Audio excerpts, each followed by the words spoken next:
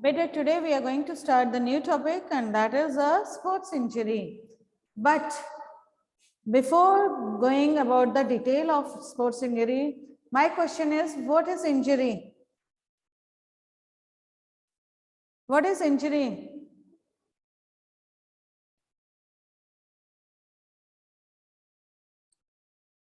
चोट लगना बेटे, किसी भी तरीके की चोट लगना उसे हम इंजरी कहते हैं, जिसमें हम अनकंफर्टेबल फील करते हैं, हमारी परफॉर्मेंस पे इफेक्ट पड़ता है। ठीक है, किसी भी तरीके की उस पे जब हमारा इफेक्ट पड़ता है, that is called a injury. अब इंजरी कब होती है? In the sports. ठीक है, वैसे तो कोई भी फिजिकल एक्टिविटी करते हुए हमें चोट लगना बड़ी ही नॉर्मल चीज है, या हाउस होल्ड जॉब करते या कोई भी जॉब करते हुए या किसी भी तरीके से इंजरी का होना कोई बहुत बड़ी बात नहीं है, इट्स वेरी नेचुरल। ठीक है, वाइल मूविंग, वॉकिंग, या हम कर लेते हैं, but the reason, certain reasons are there why this happens. ठीक है बेटा, ये किस लिए होता है? आम देखा जाता है, हम जब घरों में या फिर सड़क पे या स्कूल में या कहीं पे भी होते हैं, तो जो हमारी कंसंट्रेशन या हमारे माइंड की डाइवर्शंस होती हैं इधर उधर, तो हमारी चांसेस जो है वो इंजरी की बढ़ जाती हैं। ठीक है, when we are not in a concentration में, अलर्ट नहीं होते हैं, तो हमें चोट लगना बहुत ही वाजिब है। अब हमारे लिए है कि स्पोर्ट्स इंजरीज क्या होती हैं, या स्पोर्ट्स इंजरीज कैसे लगती हैं। ठीक है, डिफरेंट टाइप्स ऑफ एक्टिविटीज हैं बेटा, उनमें different types of injuries are there, लेकिन ये क्यों लगती हैं? जब हमने प्रॉपरली वार्मिंग अप नहीं किया होता है। ठीक है ना, सबसे फॉरमोस्ट जो रीजन है वो है जब हम अपनी बॉडी को टोन अप नहीं करते, अपने मसल्स को रेडी नहीं करते हैं for any type of forthcoming activities, then it may x.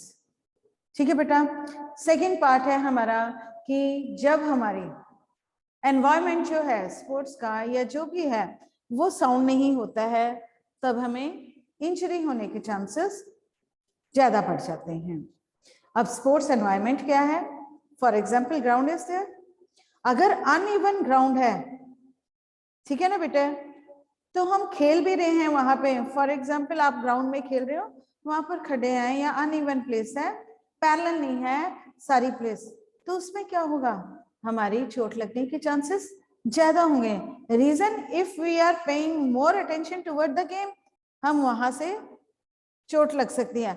और अगर हम वहां पर ध्यान इस चीज पे दें कि खड्डा तो नहीं है, या स्टोन तो नहीं है, या पेबल्स तो नहीं पड़े, या कोई कांच का पीस तो नहीं है, या कुछ है, तो वहां पर हमारी कंसंट्रेशन डिस्ट्रैक्ट होती है, जहां पर लॉस होता है हमारी परफॉर्मेंस को।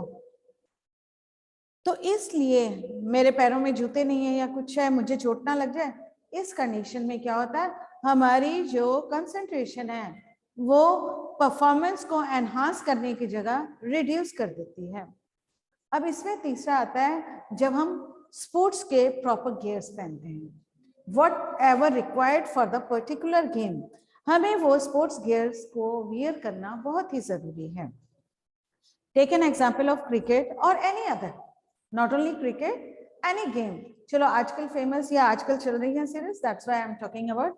आप देखो कि अगर गार्ड्स जो हैं, elbow guard, hand wrist guard, knee guard या दूसरे गार्ड्स हमारे लिए पहनने क्यों जरूरी है, या हेलमेट लगाना क्यों जरूरी है with the passage?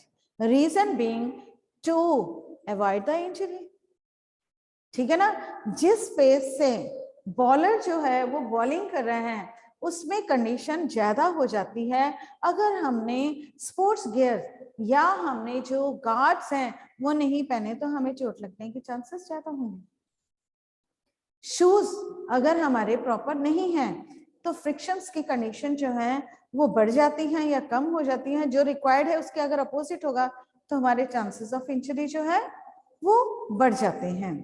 When we are not aware about the rules of the games, तब हमारी चांसेस जो हैं वो इंजरी के बढ़ जाते हैं, क्योंकि हमें टेक्निक्स नहीं पता है, हमें स्किल्स नहीं पता है गेम की, वहां पर भी हमारे चांसेस ऑफ इंजरीज जो हैं वो बढ़ जाते हैं। Why? Because we do not know the rules of any game.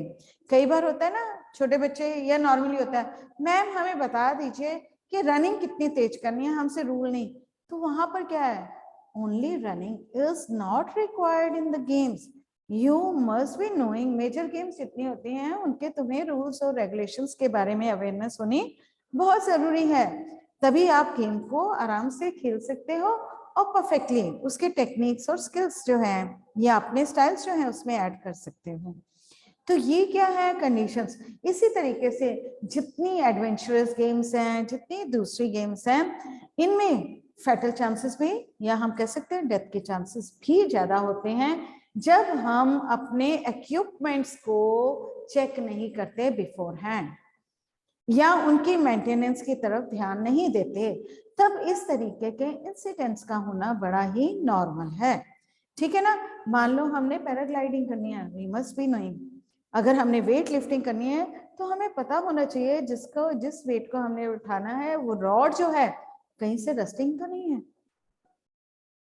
ऐसा ना हो कि हम उसे पिक करें। And these incidents happened already. ऐसी चीजें, ये जो एग्जाम्पल्स दिए जाते हैं ये कहीं ना कहीं पर ऐसी कंडीशंस हुई होती हैं, तभी then only a person learn. हम कहते हैं ना, we learn from our own experiences, और फिर उसके बाद जब लोग उन एक्सपीरियंसेस को शेयर करते हैं, then others also come to know about these things, कि हमें अपनी हर चीज का स्पोर्ट्स में या वैसे भी डेली रूटीन के उसमें भी हमें इस चीज का ध्यान रखना पड़ेगा कि हमारी जो भी चीजें हैं वो प्रॉपर कंडीशन में है। आप जब टेस्ट देने आते हो या पेपर देने, एग्जाम्स देने आते हो, तो क्या होता है, you should be very much aware कि तुम्हारे जो पाउच में what ever required for the paper और एग्जाम्स, तुम्हारे पास वो सारी चीजें हैं।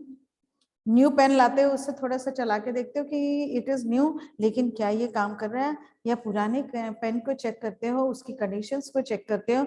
अगर पेंसिल शार्पन नहीं है तो उसे चिपिंग करके लाते हो, ठीक है ना, और उसकी चिपिंग जो है वो डस्टबिन में थ्रो करते हो। This is what to prepare your mind, prepare your body for the forthcoming activity. हमारी आधी कंडीशंस वहां पर होती है। फिर होता है हमारा अलर्टनेस। अब स्पोर्ट्स इंजरी से हटने के लिए हमारी सबसे बड़ी बात है कि हमारे जो कंपोनेंट्स हैं, फिटनेस कंपोनेंट्स, वो सही होने बहुत जरूरी हैं, जिनकी हमारी पर्टिकुलर स्पोर्ट के लिए रिक्वायरमेंट है।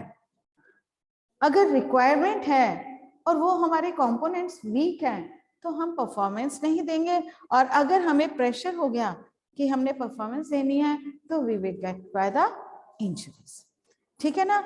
इसलिए इस चीज का होना, इंफ्रास्ट्रक्चर, जिस ग्राउंड में या जिस स्टेडियम में हमने जाना है उसका इंफ्रास्ट्रक्चर जो है वो साउंड है, आसपास का माहौल साउंड है, कहीं ऐसा तो नहीं है वहां पर फैक्ट्रीज है या कोई चीज है और हमारे खेलने में वो प्रॉब्लम किस तरीके से करेंगे।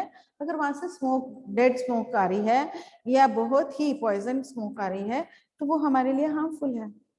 अगर एरिया क्लीन नहीं है तब हमारे लिए है, अगर इक्विपमेंट्स नहीं है तब हमारे लिए प्रॉब्लम है, क्योंकि वो इंजरीज को, it leads towards the injuries, any type of injuries. ठीक है बेटा। अब इंजरीज जो हैं वो भी अलग अलग तरीके की होती हैं। चोट लगना तो हम बोल देते हैं, लेकिन इनमें भी अलग अलग होती हैं। सॉफ्ट टिश्यूज इंजरीज है, मसल इंजरीज है और बोन इंजरीज है। ठीक है ना बेटा। नॉर्मली इसे 3 पार्ट में करते हैं। मसल इंजरीज है, दूसरे सॉफ्ट टिश्यूज इंजरीज है, और तीसरी जो है that is related to the bones, हड्डियों से रिलेटेड है, बोन से रिलेटेड है।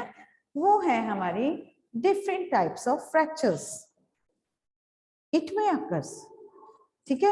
हेड इंजरी, इंजरीज अलग अलग तरीके की और अलग अलग जगह पर होती है। ठीक है। मान लो हम जब खेलते हैं ना या बच्चों को लेके जाते हैं, why a cage is there for the hammer throw. Hammer throw के आसपास केज क्यों लगा होता है, ठीक है, और उसके बाद उसकी जो स्पेस होती है वो मार्क और उस तरफ लाने नहीं देते हैं, किसी को आने नहीं देते। What is the reason. और for the shot put also the same thing. ठीक है ना। शॉर्ट पुट में क्या है, तुम्हारे वहां पर जब थ्रो कर रहे थे या शॉर्ट पुट पटिंग हो रही होती है, इवेंट चल रहा होता है, तो कभी भी अलाउ नहीं करते कि आगे की तरफ उस साइड कोई जाए, और तो उसको स्टॉप करने का भी टेक्निक सिखाई जाती है, उसे डिलीवर करने की भी टेक्निक सिखाई जाती है। Why? To avoid the injuries. ठीक है ना, आपको तभी बोला जाता है ना बेटे टेक्निक को फॉलो करो, अगर टेक्निक नहीं फॉलो करोगे तो may be you get a injury here और ऑन द फिंगर्स और द रिस्ट। शॉर्टपुट की बात करिए, in the same way in a hammer throw, hammer throw भी इसी का पार्ट है ना बेटा, शॉर्टपुट के साथ चेन लगी होती है और उसको हम घुमा के फेंकते हैं। उसके लिए जो है वो केज इस तरीके का क्यों बना होता है, भगवान ना करे कि इसे घुमाते हुए अगर स्टेडियम में बाकी जगह सब बैठे हैं तो एक तरफ ही थ्रो करना और वो ओपन एरिया होता है, उस साइड कोई जो है स्पेक्टेटर्स नहीं बैठे होते। उसका रीजन क्या है?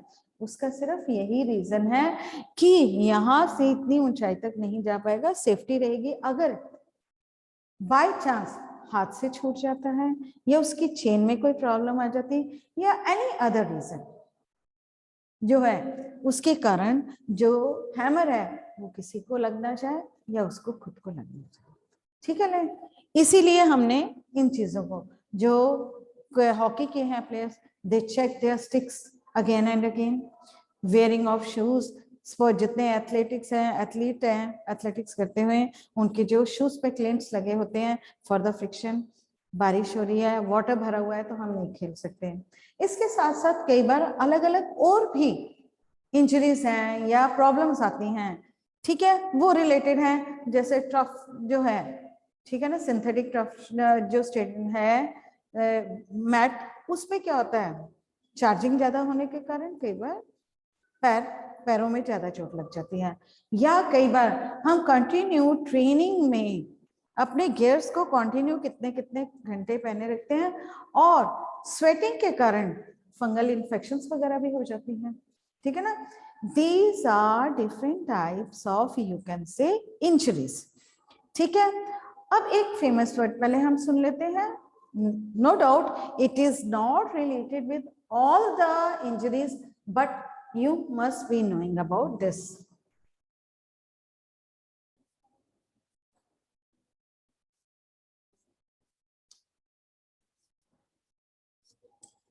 What is this? This is pricer, है ना बच्चे, हमने इसके बारे में सुना है, पहले भी सुना है कि ये क्या वर्ड है।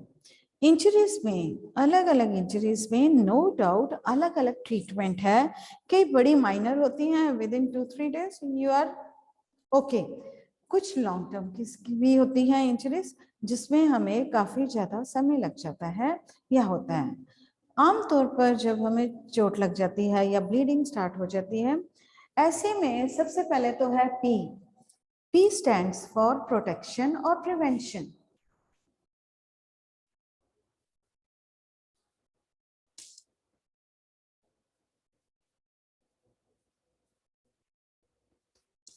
गेम को ध्यान से खेलना, सही तरीके से खेलना, एक्चुअल टेक्निक का यूज करना, रूल्स एंड रेगुलेशन के बारे में जानना, प्रॉपर गियर्स का, चेकिंग ऑफ इक्विपमेंट्स, ये अगर चीजों को हम पहले ध्यान में दे दें तो इससे रिलेटेड जो प्रॉब्लम्स होंगी वो हमें नहीं होंगी। ठीक है ना, उसके कारण जो चोट वगैरह लगती है वो हमें नहीं लग सकती। दूसरा है rest.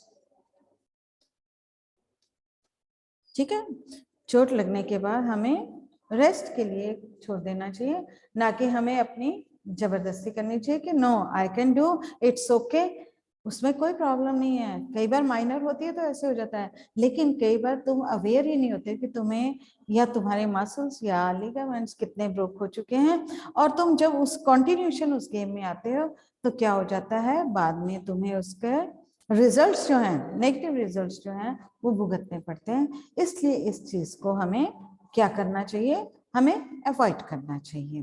Then icing is there. अब यहाँ पर आइसिंग में क्या है बेटा, नॉर्मली आइस पैक्स वगैरह होते हैं, कई बार इंटरनल इंजरी होती है या ब्लीडिंग हो जाती है, उसके कारण स्वेलिंग हो जाती है या कुछ है, तो वहां पर हम डायरेक्ट नहीं बर्फ रखते, आइस पैक्स बने होते हैं। अगर वो नहीं है तो बर्फ जो है उसे किसी कपड़े में लपेट कर हम वहां पर प्रेस करते हैं ताकि इंटरनल ब्लीडिंग को रोका जाए और उसके साथ साथ स्वेलिंग को कम किया जाए। Then put a compression.